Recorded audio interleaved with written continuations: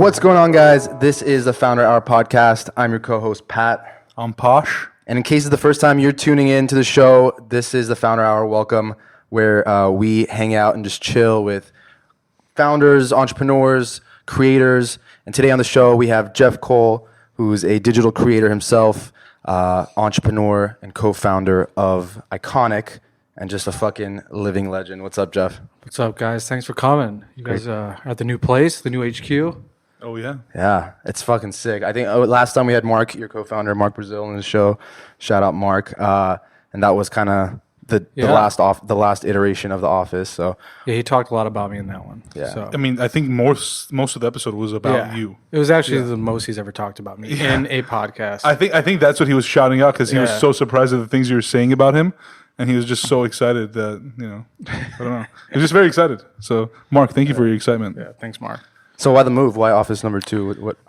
Man, we grew out of that space. We were there for 3 years, and it was just exploding with just art, just all the accumulation of like just random shit. Either people's been sending us the old Office, like it was just time. And this is like 40% bigger, I think. Mm-hmm. Yeah, we just have a lot more space for people to work. Our team has grown. I think how many people do we have here? 9? Yeah, 8 or 9 people. Yeah, Mark's chilling in the back there. Mark, you can always talk, bro. 8 or 9 people in the office, so I think it was like max 6 or 7. So those 2 people are crucial, and I think we have room for like 2 more without Nice. upgrading. So we always like to kick things off. I know you've done a lot of podcasts and talked about your story and background, but I think it's really important to for listeners to be able to like connect your story to your background to where you are now and how far you've come with Ikonick. So tell us a little bit. I know you grew up in Chicago around Chicago. So tell us more about your childhood. Yeah, born and raised in Chicago. I was, the art kid growing up, but I was also, heavily into sports, specifically basketball. So like I grew up on, Michael Jordan. He was like my idol growing up. I would draw either the Bulls, anything Chicago Bulls or Jordan related, any chance I get in school. Was taking art classes around ages 6 or 7. So twice a week my mom would drive me and my twin sister to art classes where we would, work on painting, sculpting, drawing, watercolor, you name it. So I grew up literally doing that as a young age, and I was just known as that kid growing up. So I was selling my art, as early as age 11. So it was kind of just like walking for me. It's like second nature. So who would you sell it to? Like just kids in school? No, yeah, I would sell it like local art fairs. I would like draw, NBA players, put them on shirts, and go to like a local art fair and sell it there. That was my first, like, I guess, business or my first entrepreneur venture. Yeah. So I've been doing it for a while, and like any chance I got, if there was an art, contest, if there was a chance to do the school shirts, any opportunity, that was me, and that was kind of what I was known for growing up. And did that passion for art come like naturally to you, or was it something that like it developed while you were taking these classes? I think when you have like the ability to create, it's not addicting, but it's like, why not? It's exciting. I think obviously creation is like one of the most fascinating things to me, and I think everyone, everything, like art and creation, they go hand in hand. But I think it's just, I'm just in love with creating in general. Taking an idea that's in your head and then bringing it into the physical world is something I don't really take for granted. Growing up, was there anybody that inspired you to be artistic or to focus on growing and flexing the artistic muscle? No, there wasn't. I actually knew nothing about art growing up. I was so into pop culture just because of the Bulls, and they were just kind of like... It is like, what, 90s? Yeah, they were like the nucleus of pop culture back then, and I was like in the mix, and I didn't really know what pop culture was either. Growing up, you're like, you're just messing around as a kid, but Jordan was the guy. So he was my idol. So like, I knew nothing about art, but I had the mindset of like Jordan, like that competitive, nature, that like just raw, rugged, I was very competitive, if you were in my art class, like I wanted to beat you type of thing. Like, and that's really not the artist mentality. So like I was a very different type of artist. I definitely wasn't like your normal typical art kid. When it comes to like being a kid and kind of dabbling in different things, I feel like oftentimes it's the things that we get like the validation for, like from the people around us that like, hey, you're good at this or you're good at that. Yeah. That kind of shapes what we end up doing. Like, did that, like, were you getting a lot of positive feedback from around you telling you like, Jeff, you're really talented, like you're better than the other kids in class? Like that was that probably kind the of most annoying part of growing up, because you'd hear that almost all the time. Oh my God, you're going to be a famous artist when you grow up. But you know, it's not like said super serious, but it's like, it's what people say about you. Were you annoyed by it, or was it more so like an ego thing? Like it would inflate your ego? It was just like a part of me, you know. It was just like what I always grew up being, and I didn't dislike it, and I didn't overly like it. It wasn't like a confidence builder. Mm-hmm. It was just like who I was. Mm-hmm.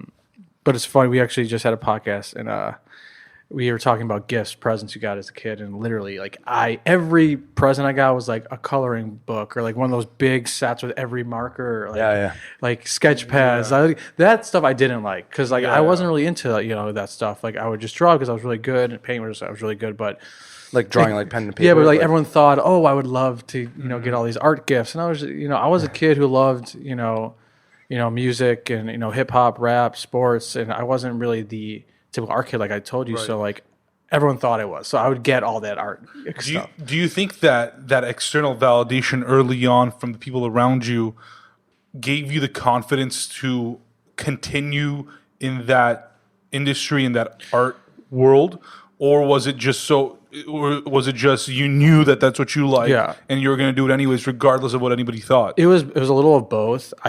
I knew I was just really good, and I just didn't know what I was going to do with it.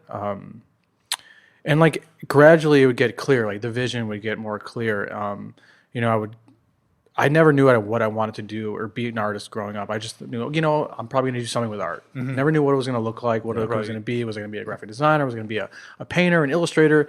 Zero idea. Because it was a different time when we didn't have social media at that time, like when we were like kids. So so it was even weirder to be like, imagine what you want it to be, right? Because if you're a kid right now and you're creating, you're like, okay, I'm going to create so I can put it on Instagram or put it on social media. It was like there was a means to an end, or at least a way to distribute your your content. But back then it was just like, it didn't, like, I remember like being a kid and just kind of what I would hear from like the art world was like it's really hard to get your name out there or get your work out there, and it's very confined to like your audience. Which timing was definitely in my favor there, because right when I became an adult is when social media kind of popped off.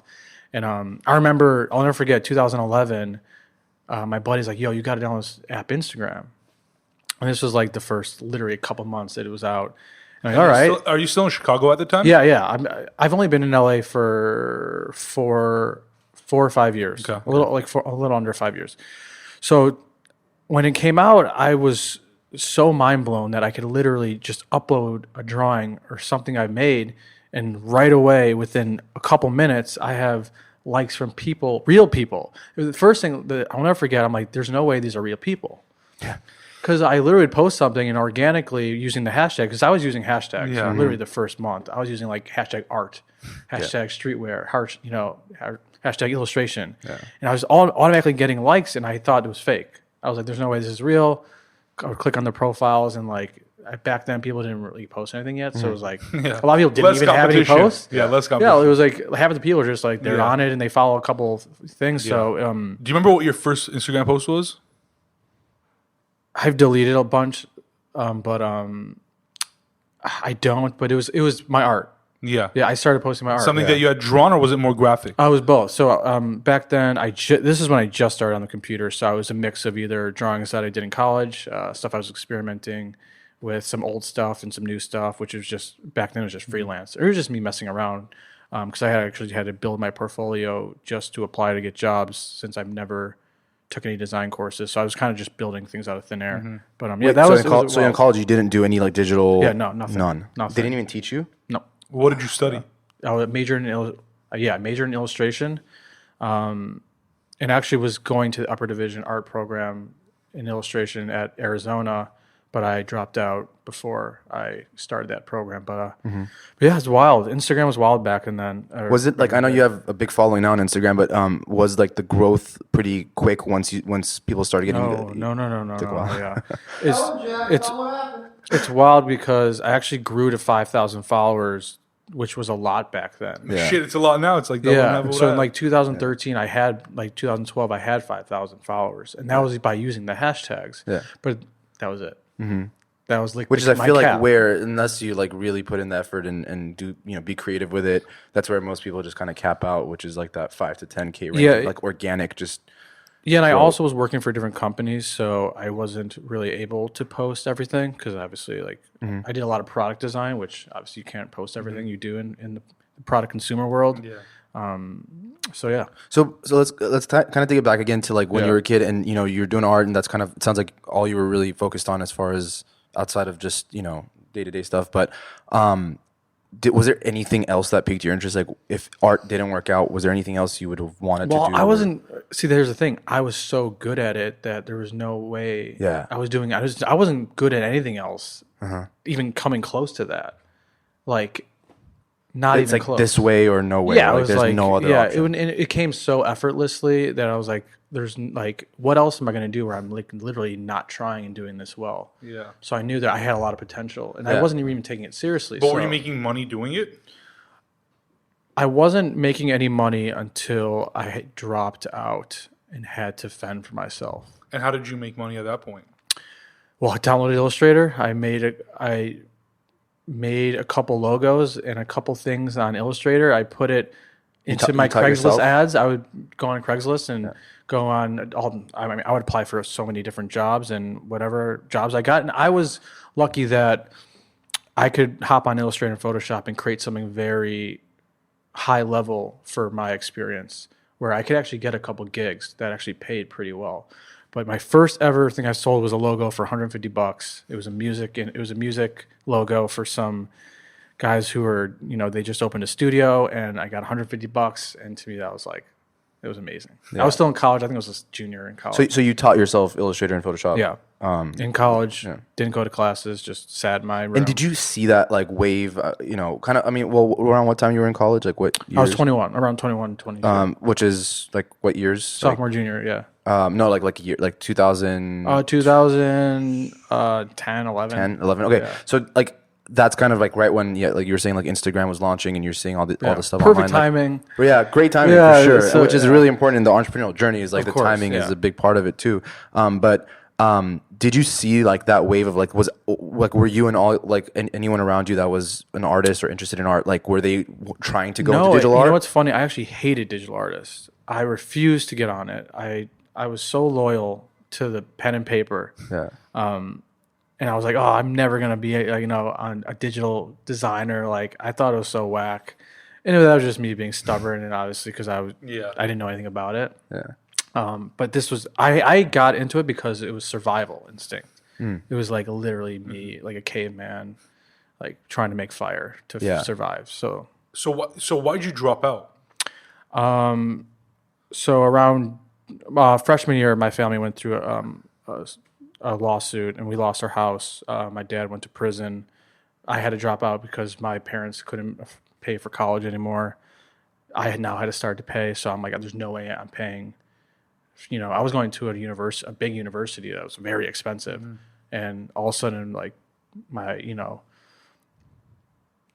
everything got cut out under my leg. Like literally, no money. I went into debt automatically. Couldn't even afford to like fill up my car with gas, so I had to sell everything I had, and that's when I bought a new computer, because my computer was just a college computer to write essays. It wasn't. You couldn't run Photoshop. Yeah, I couldn't run all these programs, so I had to sell all my stuff to buy a proper computer, buy the programs, and then get on Illustrator and Photoshop and sell some stuff.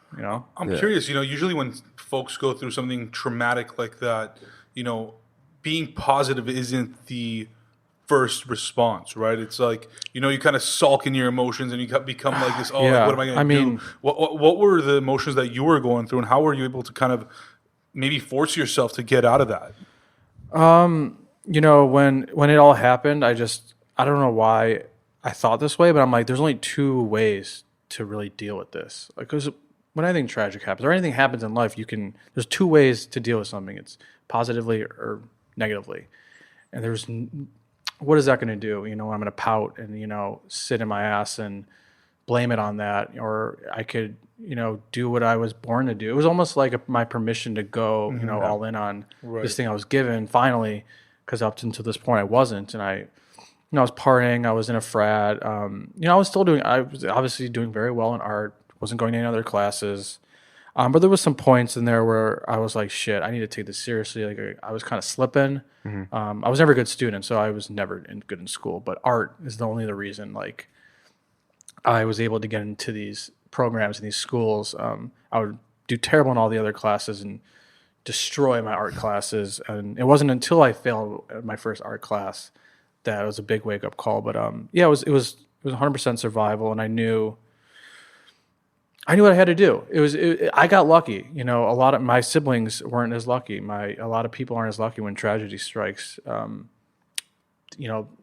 people haven't found what they're truly going to do the rest of their lives. And I knew. And that's when like obviously my entrepreneurial spirit awoke in, my work ethic was born. Which is interesting because I feel like a lot of folks might have wanted to take I don't want to say the easy way, but the safer way at that point, where you're at this point where you don't have money and you're faced with this decision of like, do I pursue my dreams and obviously forgo making money in the beginning or even for like quite some time, or do I go get a cushy job and get paid so I can support myself and my family and whoever? But you didn't choose the latter. So I'm curious, like, how, like, you know what I'm saying? Like, did you always have that bug in you that you just felt like, I don't want to go work for somebody? I don't want to. I did though. So okay. When this all happened to me and I bought this new computer and I downloaded these programs, I created a portfolio and I designed stuff for what jobs I wanted to pursue. And back then it was music. I loved rap. I loved hip hop. So I was making cover art and I was making a bunch of stuff that I would send to like Def Jam and a bunch of these labels to, hopefully do that. And actually I did. I built a portfolio. I got with Def Jam. I was working under one of their creative directors who actually did like J. Cole's logo. He did a bunch of album artwork for Jay-Z. And to me, that was like the coolest thing that's ever happened to me. Right when literally this is in the midst of making a portfolio.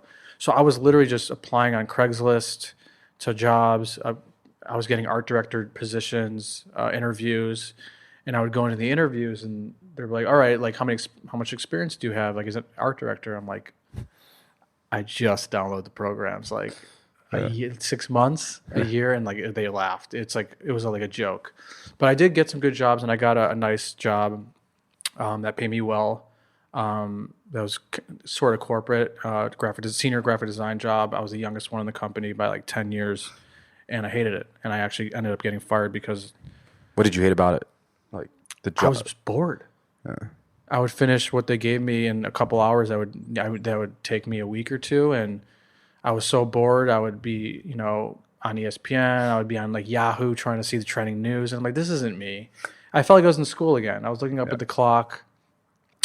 And speaking of school, sorry to cut you off, but speaking of school, I know just school in general is very like, it's rule based, and you kind of have to follow what the rules are in a way to do well in class, and it's like a very political. Yeah. How was it with art? Like in your art classes, in art school, did you ever hit a wall where you're like, damn, like I want to do this, but I'm supposed to do this for the class, or was it very free flowing in these art classes? Yeah, like I told you, man, it came so easy to me. There obviously was a lot of restrictions, and that's funny you say that because it was tough. I mean, and I didn't even know I was that good at art until after class, because I've never at this level created on my own before. It was always, you have to do this and this. Exactly, yeah. And you're going to be compared and you have to talk about it and explain yourself. And it wasn't until all that was over and you're just like, okay, I'm going to do what I want to do now. Like, and that's when I actually knew, I'm like, wow, I actually have a lot of, it's like I didn't know a lot about myself until that happened. Would you consider yourself a patient person? Because it sounds like, because the reason I ask is I'm an because, incredibly patient person. Yeah, I feel that. Because the reason I ask is like anytime in that situation, a lot of folks are doing something creative, like let's say it's learning an instrument or painting or whatever it might be, when you're told what yeah. to do, it kind of sucks the joy out of you. You're like, I just want to do my own thing. Like, fuck this. I Yeah, want to. I'm very patient in the macro, but in the micro, I'm the speediest dude you'll ever meet. I was the fastest artist in every class. Like I would finish before everyone. Yeah. But I'm super slow on the big picture stuff. And Is that by intention, or is that just how you've always been? I think it's just DNA. It took, I mean, God, the jobs I took to get to where I am right now is like honestly remarkable. Like how much shit I ate, how little paid I've been, how much free work I've done, seeing years and years and years of artwork just go unseen by anyone, and still having that killer instinct to create after all that is that's my patience.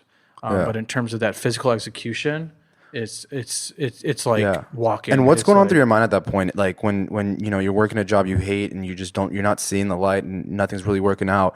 Like, how are you thinking about the process? Like, how are you approaching this? It's like at some point someone's going to recognize my talent, and at some point it's just going to take off. Like, was there anyone that you saw like an example or an inspiration? No, because I mean, in these jobs, I always wanted to be almost like the decision leader, I guess. Yeah. I actually never thought of creating my own thing. Hence applying to art director jobs right out of college. Yeah, no, I actually really like, I love products. I love identity. I love expanding on things that exist. And actually, I wanted to do, it's not like I didn't want to do it. I liked it. I just was never in a position of power. And I got really impatient in one job I was with for like 5 years, and I wasn't really, I hit a cap in terms of, being a C-level guy, like getting equity and really being a decision maker in the company. And I knew I wasn't ever going to get there. Yeah. And that's when that day I came home from work and I was living with Mark in San Diego and we built it, Ikonick. But it wasn't until then until... I think Naval said this. I know Mark's going to like this one. He said you can't get rich renting out your time, which it sounds like that's kind of the realization you had was like, I'm just going to be not even rich, but like in the sense of like not even money rich, but life rich. I think it was just more like Mark always says, like we were so underappreciated for what we offered, and not just like our skill set, like our drive, our like work ethic. Me and him, we have the same work ethic, but we're completely different people, and that's like the thing that always constantly gives us respect. Right. And obviously this is a great segue into Mark. You used the word before, was remarkable, and I thought to myself, you can't spell remarkable without Mark. Oh, God. And so, you like that one, Mark? Oh, he's still here. He's still here. He's just so quiet today. So you were in Chicago, you said up until 5 years ago, so that's 2014-ish. When did you end up meeting Mark? Like when was that time? So when I was freelancing and I was freelancing, just starting building my portfolio, and a girl had mentioned that she needed to meet me because I think he mentioned to her that he needed a new designer because one of them quit, I think, or was quitting. So he called me the next day. And how did you guys know each other? I didn't. I had no idea who he was. The girl, he's like, hey, my buddy's going to call you for work. And I was like, okay. And at this point, I wasn't I wasn't that good of a designer yet. I was fairly new, but I needed all the money I can get. What were you like? What kind of projects were you doing as a freelancer at the time? At this point, super random stuff. My biggest gig I had was I was designing T-shirts for a company outside of Wrigley Field, which they had the best real estate literally in Chicago for apparel. Oh, they had a store in front of Wrigley. Yeah. Okay. And I was the main designer, so I was making T-shirts, and to me that was so cool. Being a huge Cubs fan and Chicago guy growing up, but I wasn't making that much money at all. I mean, I was living at home, I had no money, and Mark called, and he was one of the first retainers I've ever gotten. At a company. Where was he working? He was doing Cage Hero back then, and I was getting a retainer for projects here and there. But that was the first venture we worked on. That was the first thing he hired me for. And then one day he's like, hey, I got another thing. These guys are going to call you about a hat company, and they want to work with you. And that was our second venture, and that's what led me to move out to California. But it wasn't until a couple years after that one call Mark gave me for Cage Show that we actually met in New York one night. But yeah, that's how it all happened. If that call like never happened, if that like girl never introduced you guys, like what do you think you would have been doing in the next like or at this time? I'm just curious. Man, I never think about it. It's something with art. I mean, when my dad before he left, I was making shirts again, and he actually funded my first shirt run. It was like the last thing I've ever was funded before. It was so good. I'll never forget. It was $280. I needed like 50 shirts to sell on Facebook, and we actually sold all of them. But I remember I'm like, how am I going to raise $280? It's just so funny. Yeah, so that was my first funded project back then. But yeah, I don't know. I'm not sure to answer your question. It would definitely be art. It would definitely be a different path. But I have a very confident to say, in a different parallel universe, it would have got to exactly where I am right now. And that's I guess my leading question was like for kids out there that are maybe like in a similar position as you were in, where they know that they're talented and they've had that affirmation, whether it's through social validity or just seeing how much better they are against other people who are doing something similar. When it comes to art, like, or even like music or anything, like, and they're just looking for that big break. Like, do you think that, or what do you think are the things that they should be doing that will eventually lead to them ending up in that place? So I just read this quote, I think the other day, but it's you have to think like the decision maker. You have to think like a CEO. You can't think like an employee. I think that's what I did when I started creating my portfolio. I'm like, I'm gonna pretend I'm the creative director at Def Jam, and I'm gonna create this album for Wiz Khalifa. And this is how I do it. Like, that's how I was thinking before I even knew that's how you should think if you're trying to get that job. Like, if you're trying to be the greatest dancer in the world, like, you got to practice like you're the best dancer in the world. Like, you have to practice for the job you want to pursue, but you have to think like the CEO. You can't think like an employee. I think that's like the best advice, is to literally pretend you're the CEO, pretend you're making the decisions. How would you run it? How would you allocate your time? How would you allocate your budgets? Like, your equipment. That's my biggest advice. Love it. On that New York night, is that when Ikonick was created? On which night? That New York night? No. This was the New York night. Was just me meeting Mark for the first time. Yeah. What did you think of him? This is my first time in New York. So first time in New York. First time meeting anyone really who's super New York. I had a bunch of New Yorkers in my frat, but Mark is New York. Yeah, but they were in the West Coast, so it was like they were like New Yorkers in the West Coast. This is my first experience of a New Yorker in New York. He's very fast. He just wants to know. He asks a million questions, rhetorical questions, any question you can ever ask. He just fired off. Yeah. Anything. He's very curious. And so he said he was doing Cage Hero at the time. Yeah. And that's when you guys met, and that's what you guys started working on together. Yeah. Yeah. This was the Cage Hero days. And then that you said led to. Yeah. So was it Melon? Then Melon. Yeah, Melon. I was doing contracted work, and the contracted work went from just doing graphic design stuff to doing more product stuff, and then I was the full-time product designer, and then I was doing all the photography, and I was actually designing the hats and in the graphic design. I was designing like landing pages, everything. And that's when I was just wearing way too many hats, working way too hard, way too underpaid. Some promises fell through. In 2015, 16, I came home one day in San Diego where me and Mark were living. I was like, dude, like, this is enough. We need to go our separate ways. We need to create something new, something that's ours. I mean, me and him work really well together. Mm-hmm. Like I said, we're completely opposite people. Everything he does well, I don't, and vice versa. And you guys were both at that point where you're like, I'm sick of this shit? Yeah, and I think he was sick of it before me. And like I said, I'm patient. I can go through it.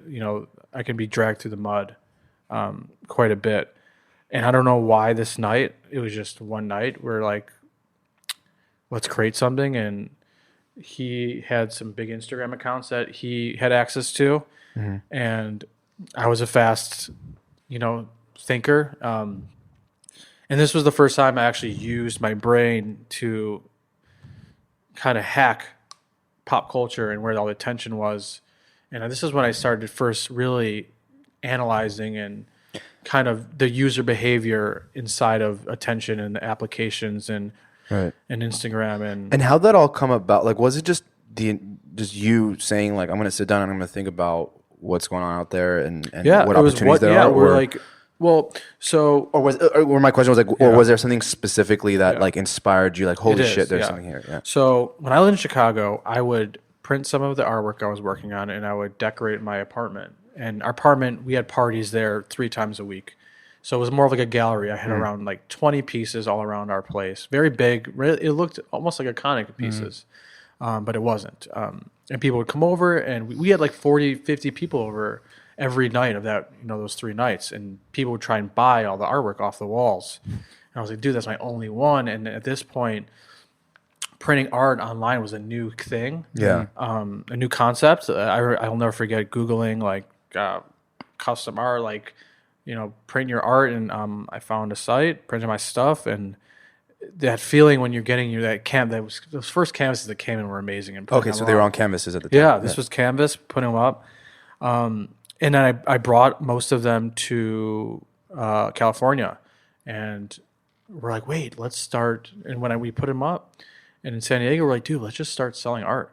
And it was like just this culmination. It was like that perfect timing kind of thing. That one night you come home, like, let's do that. Like everything in our lives were just like met at that one point. And I love this because if you haven't heard Mark's episode, please do, because it's a different perspective. Was it episode 31? Which is really cool. Something like that. I always say 31. I feel like that's just my everyone's number. episode 31.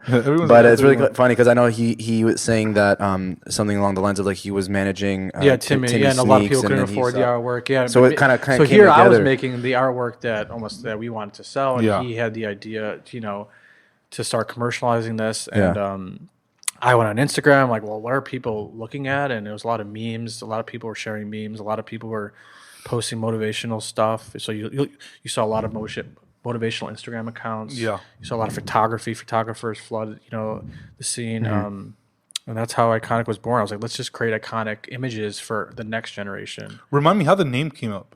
Well, that was it. I was like, let's recreate iconic imagery. And I was like, wait, well, let's become the iconic imagery that people are going to see in 20 years. And be like, oh, wait, let's take that image that we made. Yeah. So it was like, let's reinvent kind of iconic imagery based on digital social media and Instagram and what was popular on Instagram. Because like you go to galleries, and the Mona Lisa was very popular in galleries. Like you can name the top 20 paintings from like, historic times. Like what would ours look like, right? What would if memes were in a gallery, what would they look like? And that's how it started. And from the get-go, like from a content perspective, was there like a non-negotiable, like we're not gonna deviate from this too much? Like was the cultural aspect? Oh my God, no, this was, we were doing anything and everything we thought people would like. And the identity of Ikonick wasn't even there yet. It was just one small part, but that identity just rose to the top. And it's funny, we didn't even know what our identity was until we started getting on the camera, because our employees, when they came in, they're like, you guys are nuts, you guys are psychos, like you guys work like madmen, like you die for this, and you're actually making like some of your quotes actually, that's like you guys. We're like, fuck, you're right. And so we kind of went all into that identity to outwork everyone. And we were like living proof of some of our pieces, and we had no idea. Yeah. Like it wasn't like an intentional thing when we started Ikonick. Like, oh, we went through this, so let's make pieces that share our experience with people. It wasn't like that at all. And I know there's a lot of noise out there, especially when it comes to like what the right ways of, running a business or being an entrepreneur and this and that. Like at the time, did you feel like you were pretty, I don't want to call it ignorant because it kind of has like a weird connotation, but like, did you feel like you're going into it like kind of not really knowing like what it's like to, every day was naive. I guess every day was, well, for me at least. Mark claims he's like, oh no, I've been doing companies for a while, which is true. I just didn't know, but for me it was brand new. Yeah. So every day was. Well, you got to have somebody like that has that like. Oh, but we still don't. Optimism. No offense, Mark. We were fucking up left and right as well. Like for sure. Because this was a new landscape for us. The digital landscape was new to us. I mean, it was new to a lot of people that were even consuming it, like in terms of like what you guys were creating. Yeah, and I mean, it's funny because we actually, for the first year or maybe 6 months to a year, we weren't running ads or had no idea even what digital marketing was. We were just using Instagram. In the first day we put up our first canvas, we sold like 12 or 18 of them in like a couple hours. Were you surprised by that? Insanely. I remember we were jumping up on the couches. What was the canvas? It was a piece we don't sell anymore, so I don't want to talk about it. But okay, it's one of those. yeah, we were jumping up on the couches. Like, it was the craziest thing ever. Like, how the hell did I just make something, put it up, and we just sold 12 of them in like an hour? That's like absurd. Was Mark surprised? Oh, we were both surprised, and that's how it was born. Like, let's do another one. And then I think we did 3, and then we had 3 up on a landing page, and then like it wasn't even on our site. It was on whatever the Instagram account was that was distributing our content. And then we're like, okay, let's create our own company. Let's actually make a name and switch and actually make a website. It was so slow. The whole process of the company went so slow. It was, one brick at a time, even taking off that brick and looking at what we had and putting back on the brick. It was very organic. It was very authentic, and it came very slow. And it was almost like we were walking in the dark. It may sound like a stupid question, but did you two set out to make money, or did you set out to just do something that you were good at, that Mark thought there's some opportunity here? It was for sure money. We weren't making a lot of money. I mean, that's why I wanted to leave. I was promised a lot more stuff when I moved to California, and when that wasn't promised after 6 months, that's when I got kind of restless, and that's kind of what almost forced us to reevaluate. But it was definitely money because we didn't have any. Right. So it wasn't. Do you think that was the right thing to do? Because obviously, a lot of times we hear, "Don't chase the money," chase your passion, chase your dream, whatever the fuck it may be. Well, we were. I mean, I was chasing art. Mark's also passionate about this too. He was already doing it. He's passionate about business and entrepreneurship. So he was following it. I was following it. It just was a perfect. Right. Do you think if you didn't go through that, like that shitty, situation where you're promised a lot of things you don't get, and you're working a job and you're working your ass off, and it's for somebody else's vision and that kind of stuff. If you didn't go through that, do you think you would have started a company in your life? I do. I just don't think it would have been. It would have probably been later on. Yeah, it would have probably been a year or two after. Like I said, I loved building products. I still do. I realize I hate being told what to do. It's like one of my biggest pet peeves. And I hated it in school. I hated it about my parents. I hated it by anyone. Telling me what to do was like the biggest thing to like tick me off. And this was a way for me to completely be free. And it worked out. And I'm just so grateful that all the pieces fell into place. Right. It's been what, 2-3 years now that Ikonick's been a business? Yeah, I think 3 years full time almost now. Yeah. And I know that for folks that follow you on Instagram, which is @Cole, if you guys don't follow him, Pat and I have been following you for a while now, even before we met you or Mark or anybody. I forgot I had that account. Huh? I forgot I had that account. Did you? Wow. Sometimes I do. Yeah. Because you use how does all this content just end up popping up on this Instagram? Yeah. But what you said earlier on, which was you started following user behavior, right? Yeah. You started following culture. And a lot of times, like even more so now, I feel like than ever, it's almost as if you follow it so closely that within like a few hours, there's some sort of piece up there already that reflects that culture. Whether it may be sports, whether it's, business, whether it's art, whatever it may be, whether it's obviously shoes are a big part of it as well. What made you get involved with that stuff, and what made you kind of grow and continue doing that? Well, it was interesting because I came from the world of, I had to design something, submit a tech pack. I have to wait about a month to get a sample. If the sample's messed up, I got to redesign it, submit it again, wait another 2-3 weeks. That gets approved, maybe not. And this was new to me, so I would be designing a lot of stuff that would just take very long time.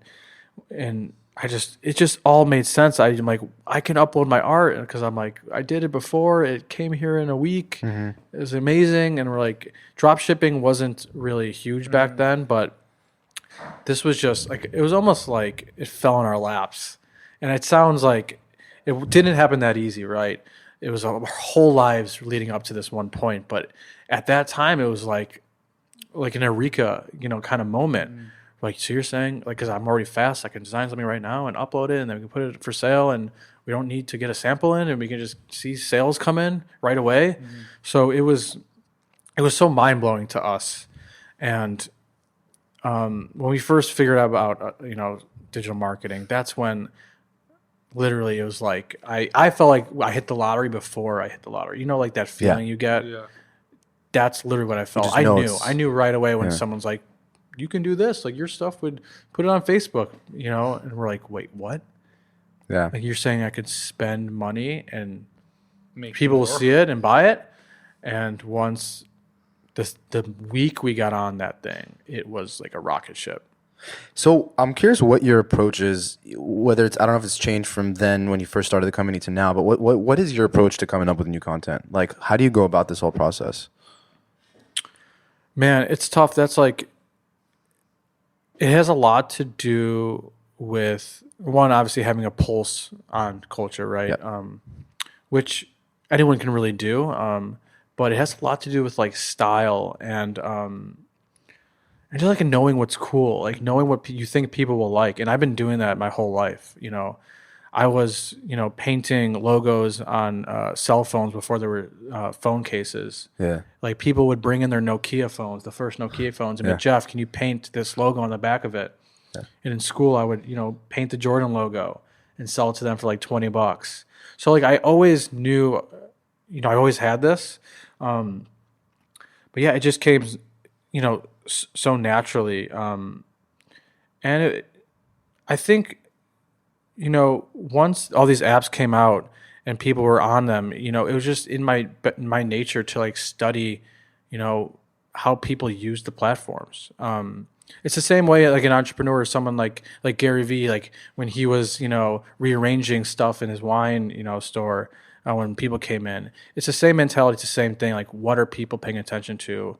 But it didn't come full circle, and it didn't really blast off until I started watching Gary Vee, and I started to pay attention to music and taking it seriously, where that actually just amplified. Yeah. Before it was just me kind of going in raw and just figuring it out. But now, like after 3 years, after selling all these pieces, and I'm sure you've collected a lot of data on like which pieces are the hottest versus like pieces are that aren't doing so well. How much do you let the data dictate what you do next, and how much is it just purely because you feel like it's the right piece to put out? It's a mix of both. The most interesting part now is copy and quotes, right? That's what does the best. Emotion, evoking emotion, and that didn't come a little later in the company, realizing that that's really what our brand was about. Yep. Inspirational and motivational quotes. But I would consume hundreds and thousands of quotes and seeing what people were reposting the most, using some tools, some hacks.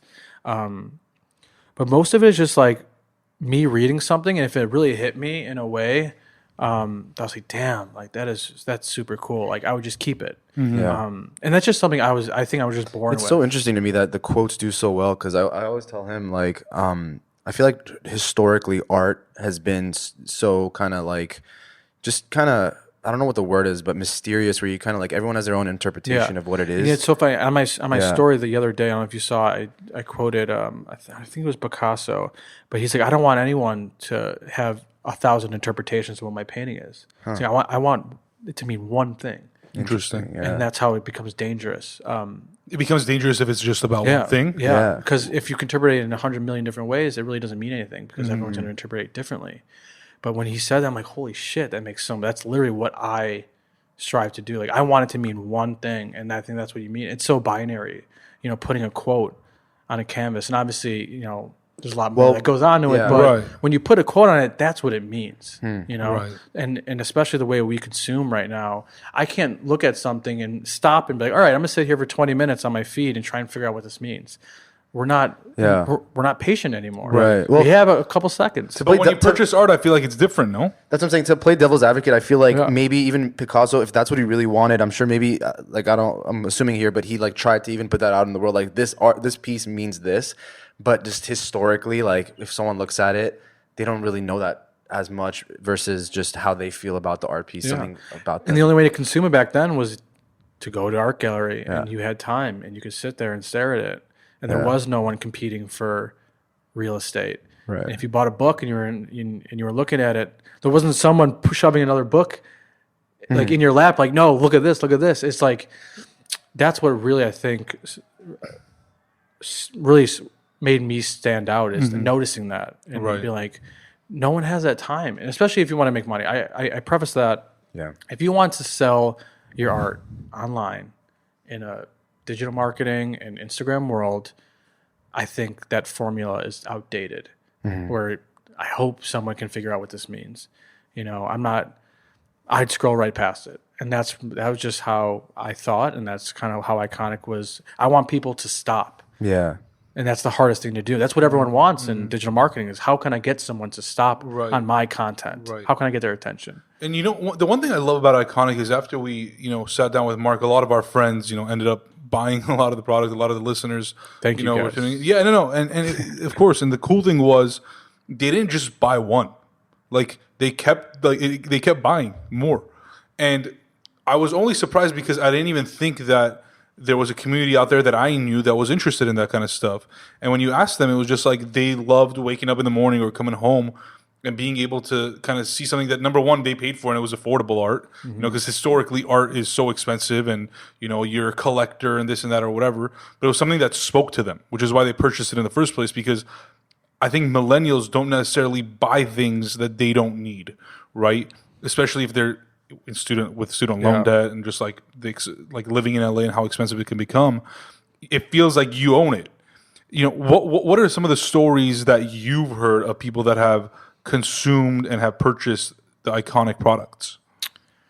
I mean, it's funny because I'm not on the Ikonick Instagram. Right. I'm on mine, but I mean, I try, and actually this is what makes, if I'm ever feeling down or if I'm ever had a rough day, because obviously this is called, I mean, as a founder, it's tough, it's lonely, it's hard. I mean, you have more rough days than not, exactly. for sure. It's as cool as it may look out there, it is so goddamn hard and it is so lonely, and you spend so much time on this. It's your whole life.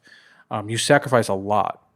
So I go in my DMs and I'll find those people who's like, hey, I bought this from you, or hey, like I saw this and now I'm going into graphic design, or I was at my shitty job but I always liked art and I saw how you just don't give a fuck and are doing art your whole life, and I jumped into it and now it changed my life. So like that's kind of what kept me going through being a founder and living this life, which it's so hard. And I wish I was still on Ikonick's Instagram because I would obviously get a lot more feedback. Yeah. But no, I've seen it work for me, and I need that stuff too. Like as much, I'm the one creating it, but I need that reminders to keep going and those reminders to work harder. And, Right. Some of my favorite, like Outwork Everyone is one of my favorites. Keep Going is I have a classic story. We were having a really rough week. This is early on. Yeah, it was maybe a year in, really rough week. We made a lot of big mistakes financially, just some obviously being startup mistakes.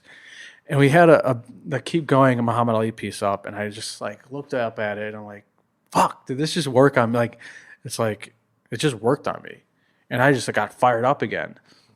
So I saw it firsthand for the first time. And that was when I knew, like, man, this really means something to people. And when you're so close to it, you kind of lose that. Right. And I was losing it. I was losing that aspect of and how I was inspiring people, and people were buying it, spending money and putting it up on their wall and looking at it and looking at it every day. And I forgot about that. And to that point, do you ever feel like afraid for any reason that it's gonna like your aesthetic or your style is ever gonna lose the coolness. Like it's ever hell gonna. no. Man, I'm a chameleon, man. yeah. I can. My one strength in design is I can adapt. I can do any style. You give me any style of art, I can do it, and I will. That's like my number one strength. Yeah. You give me anything, I can recreate it or kind of blend myself in like an octopus. Like that's been my biggest strength through this whole thing. And I know this is like the golden question around here, but for I guess let me shape it as this like for anyone who is like an up and coming artist or wanting to. Let me expand on that real quick. Please do. Because growing up, I'll never forget this. There was this art movie we watched in school, and it was all about how you shouldn't only have one style, and that like stuck. The one thing I learned about, the one thing that stuck with me through all the years of doing art was that this teacher, there's all about you got to be careful to only have one style, and from that day I'm like I'm going to learn every style. I'm going to master every style, because if like you said, if that aesthetic isn't working in 1980 or and that's just not what's in right now, it's not going to work. So I think that embedded in my mind, like I'm going to just be good at everything and not be a one-trick pony. And because this is the founder hour, I think that statement of don't have just one style is true to a lot of things. It's true to your business. If your business, whatever it may be, exactly, is running well, one day something happens where your industry gets hit. How do you pivot? You have to be. You not only have to recognize that, but you have to be willing to pivot. Which I think a lot of people could recognize it, but they're like, "Oh, okay, it'll just pass," and they never pivot, and that company fails. A lot of people just have one strength, one style, and they stick to it, and they would never want to change their minds. They're stubborn. I mean, you're right. I mean, that works with any business. If you have 60% of one client and then you lose that client, you're fucked. If you have 60% of inventory, that's one SKU that's selling. And all of a sudden, maybe it's out of style. Yeah, maybe it's out of style, or maybe you get a lawsuit against it, and you have to take it off your shelves, and now you lost all your inventory. Right. And those are things even worse. And those are things that you don't think about as a founder because you haven't necessarily been through it. Yeah. Bringing that lawsuit situation up. What are some of the challenges that you've learned, or like the things that you've learned that you had no idea about? So this is actually great to tie it back to Ikonick. I didn't want to. I didn't want to go all in on Ikonick in the beginning because of that specific reason. I only saw a couple SKUs selling. I was like, we can't jump into this business without knowing a ton of our pieces are starting to sell. And I was scared. I was like, if we lose those pieces, we don't have any business anymore. And once I saw all the numbers start to spread, and we were now selling 10 different pieces a day, 20 different pieces, 30 pieces a day. That's when I'm like, okay, this is real. Yeah. Let's quit everything we're doing. Let's go 100% all in right now. But yeah, I completely agree. And it definitely, it translates to everything in life. What does success mean to you? Whether it's business or life? Success, man. I know you guys I think you recently, or I don't know if it was recent, but I saw so anything outside of what you've already put on there, unless that's exactly what you believe. It's kind of a double prong for me. It's happiness and having a purpose. For me, I hate when people are like, oh, like success is happiness, but happiness comes and goes every day. For sure. Yeah. It's almost inevitable. 1 hour you can be the happiest person in the world, and the next hour you could be absolutely depressed. And happiness is like waves. They come and go, and you can never really expect to be happy all the time. So when I started thinking about it, I'm like, okay, it's not just being happy all the time because that's impossible. No one's ever happy all the time. So it has to be just finding your purpose and leaving everything on the field. So do you feel like you're successful now, or do you feel like that's still something you're working towards? It's ongoing for me. Yeah. It has to be. I think anyone who thinks they've hit success is like, bro, you can't. Arrogant as fuck. To me, you just or can't. has small goals. To me, actually hitting success is being happy every second of every day, and that's impossible. Right. So you have to just do the best you can. Right. I think that's what life is, just doing the best you can, finding your purpose and striving to hit your fullest potential.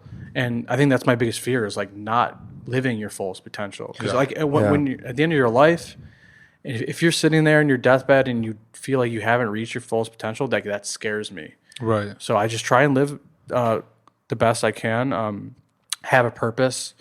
I think the purpose piece is huge, and I know you guys have a lot of art around that too, which is like the grit and all that kind of stuff. But it's also like I feel like the hardest to attain. Like you can put all these practices to hopefully feel better about yourself and your life every single day, but finding purpose, it's such a faceted thing where it's a combination of trying things, being exposed to things, being having a validation that you're good at certain things. Again, going back to that, like.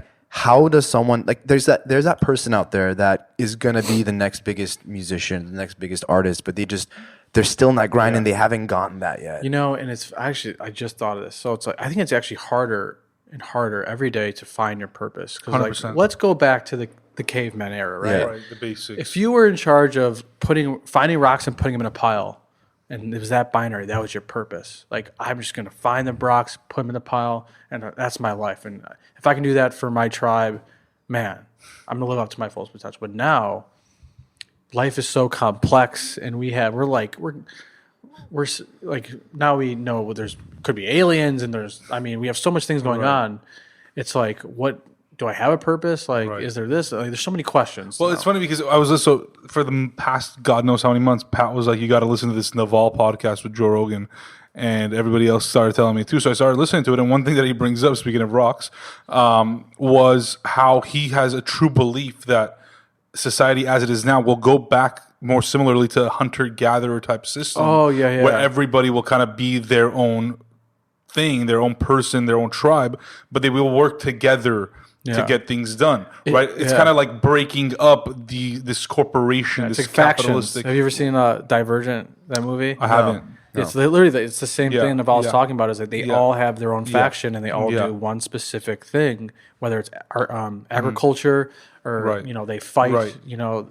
They're the fighters of the group. Like I actually do believe that. I do believe that too. Funny because I think self-awareness is going to rise to the top. Right. And realizing that you can do what you love as your job. I think that's becoming more and more prevalent every day. People are now starting podcasts because they love it. Like if I like Ninja Turtles, I'm going to start a Ninja Turtle blog or a podcast. Like people can do that now. Right. It's easier.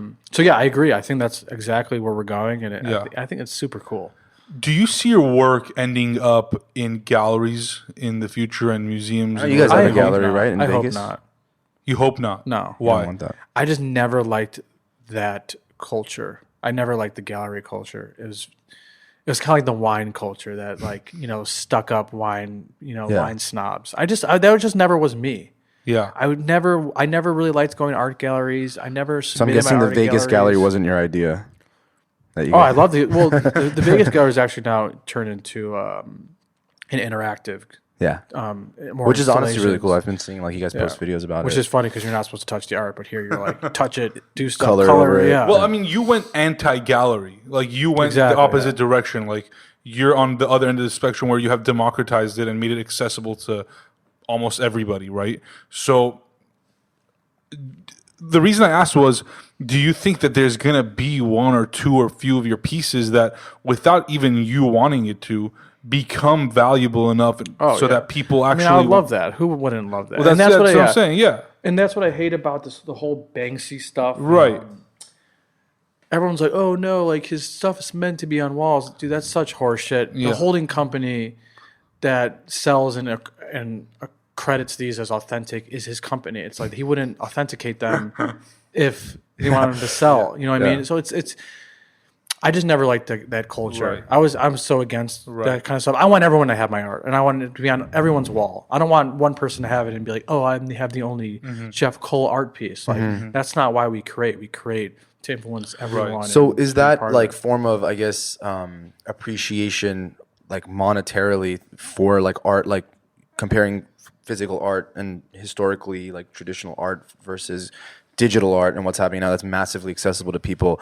Like, is it the fact that people are just going to be sharing it for years to come, or and tying it to like a piece of history that is going to determine the value of the art? Yeah, I think I'm not so much interested in people sharing it as I'm into what they do with it. Like, I want you to have it in your bedroom, and I want you it to impact you.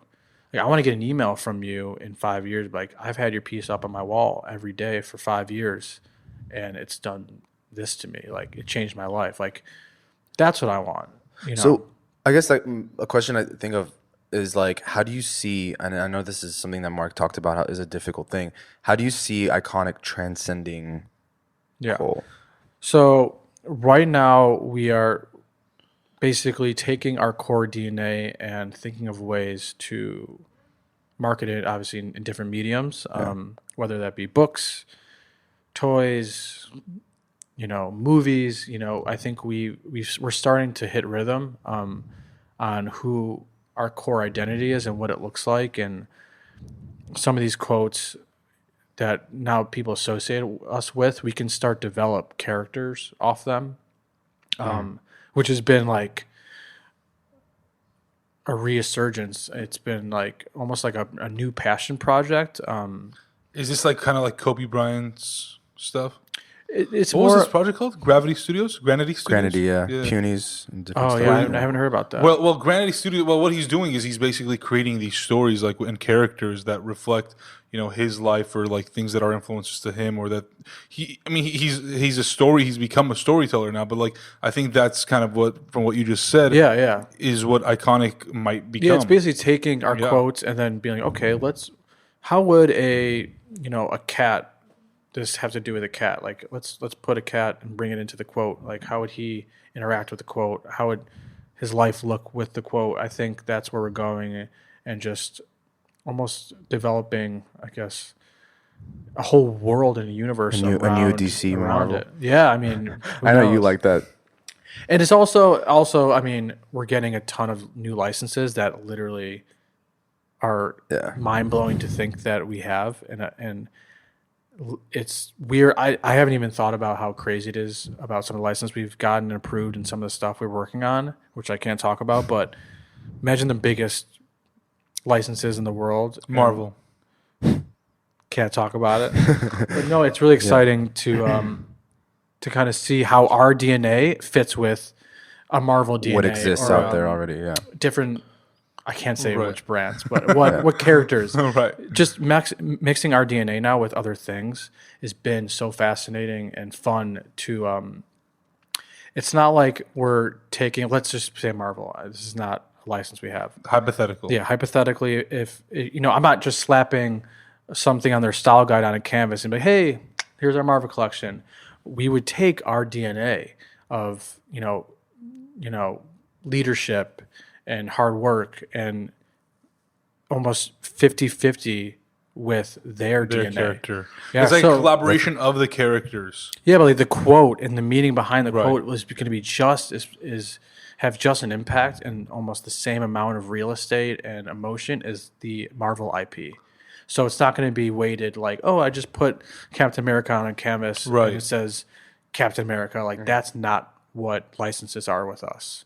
And that's what's really exciting, is creating new IP with other IP. Love that. One thing I wanted to ask, and we can wrap up with this, is the owl logo, an icon which is like your icon. And I think you recently had a collaboration with Movement to release your own watch. Yes. Congratulations! Thank you. That's fucking sick, dude. Having your own watch. How does that feel? That was awesome. Had that whole thing kind of just coming to fruition feel for you? It was cool. It was the longest project I've ever worked on. Yeah. Because usually, I mean, I'm really fast, and I mean, you guys know with Ikonick, we pump out stuff left and right. So this was cool. It was different. It was a full year project. I literally designed the whole thing, and it was all based around my grandpa. So my grandpa passed away like 3 or 4 years ago. I can't even remember now. And when he passed away, I wanted to make something to remember him by. And he used to collect owl figurines in his office. Why was that? I remember. I know you wrote about it, and I remember seeing kind of the. You know what? I asked my grandma this, and I'm like, "Why did he collect owls?" And her response is so funny. She's like, "Oh, he loved the way they looked. He loved the way they would stare back at him and like watch him." And I was like, I thought it was so funny. It was just like not the answer I was expecting. Yeah, you're like, oh, he was like, it wasn't like wisdom. it wasn't like wisdom, and like it wasn't. Yeah, so I was like really excited to hear what she said. It was just so funny. Yeah. But no, I would go into his office as a kid and just play with them, and it was just the first thing I thought of when I was like, what do I represent him by? And he's the one who took us to Arizona every year, and that was like our second home. So many weird connections to Arizona that it just when I told them when I would say them to you, that you'd be like, wow, that's crazy. But way too many connections to Arizona. So he was just the staple of our family, and I made this as a symbol to him. And almost he had a foundation as well that I originally made it for, and it just stuck. I put it on my profile just as to thank him, and I didn't think it would stay, and it stayed. And now I think 8 of my family members have the owl tattoo tatted on them as of literally last week. And that's so cool to see. And did they know all along, like was like kind of paying homage to your? Oh, of course. And it started just as a homage to my family. It had nothing to do with Instagram. It had nothing to do with my my logo. It was all about representing him and his foundation. And I actually wanted to make a tattoo for him because I wanted him on my body to look at all the time and remember him by. And if you guys, I'm Jewish, so if you know Jewish mothers, and they don't want you to get any tattoos, and your whole family, my whole family is so against tattoos, and to see now 8 of them with tattoos, including my mom and my aunt and my brothers and sisters going rogue. Yeah, it's just so wild to see things change and to see us all bond together through him, and it was just so crazy to think. If you said in 9 years your whole family would have the same tattoo, I would be like, "Fuck you." You're like, So that's amazing. Love it, man. Love it. Any other questions? I'm good, dude. This has been great, Jeff. I'm glad we finally made it happen. Yeah, thank you guys. I know it was a long time in the making. First podcast here. Hell yeah. Hell yeah. Excited to see obviously where things go with you and Ikonick. Oh yes, guys, stay tuned. There is so much crazy stuff coming out. I promise you guys are gonna be mind blown. Can't wait, man. Thank you. Yeah, thank you. Jeff.